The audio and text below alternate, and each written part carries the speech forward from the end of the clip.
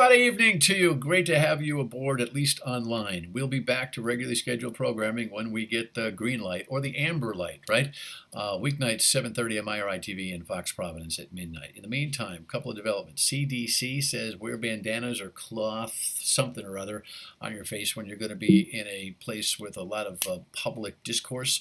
That because you don't want to transfer the virus, whether you're asymptomatic or pre-symptomatic or any of those things. So take note of that. In the meantime, the CDC was pretty much overridden by the news of the billions of dollars that were coming into the economy today by the SBA loan program, authorized, of course, by the stimulus program. The nuance of this are really fascinating because the irony is if you think you don't have a market for your business right now, that's why you laid some people off and might be planning on doing that again. Please don't, says the federal government.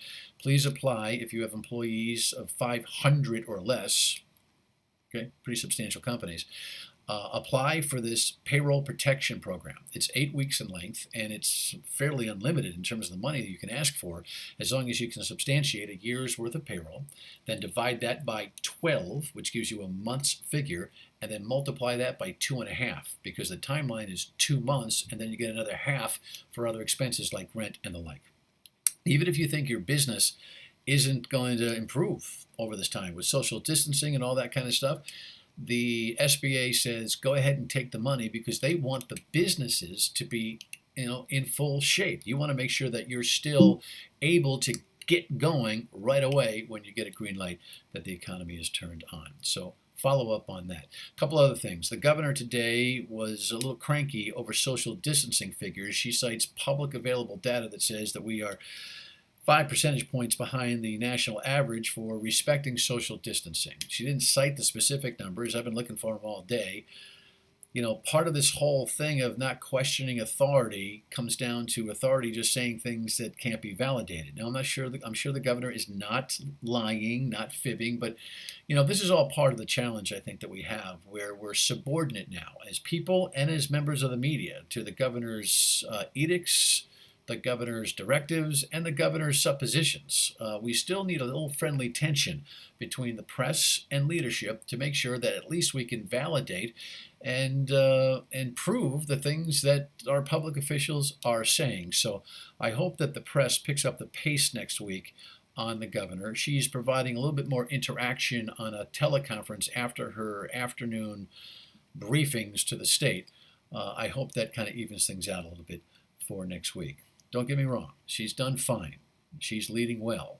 But a little bit of this, this assertion, I don't know if she's trying to shame us into better social distancing or not. Just do the right thing and social distance, and we'll let the numbers take care of themselves. And finally, on the social distancing thing, if you're expecting to pick up palms at your local church for Sunday, not going to happen. The governor and the Department of Health have said that that is no good. The bishop indicated that on a tweet. There are parishes throughout Rhode Island right now that are going to be up to here with palms because, guess what? They can't give them out. There are no masses being held. There are no church services or temple happening, of course, or anything at the mosques. Everything is being done online.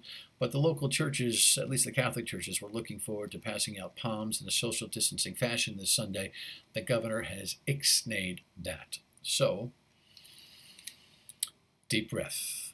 We shall approach Holy Week one day at a time. I wish you the best for this weekend, and we shall convene on Monday, both on the radio, weekdays 3 to 6 on WPRO, and back here at WPRI.com, soon to be back on the television. Wash your hands thoroughly. Don't touch your face, and grab a bandana. It'll help. Have a great weekend, and you can have a great weekend. Good night.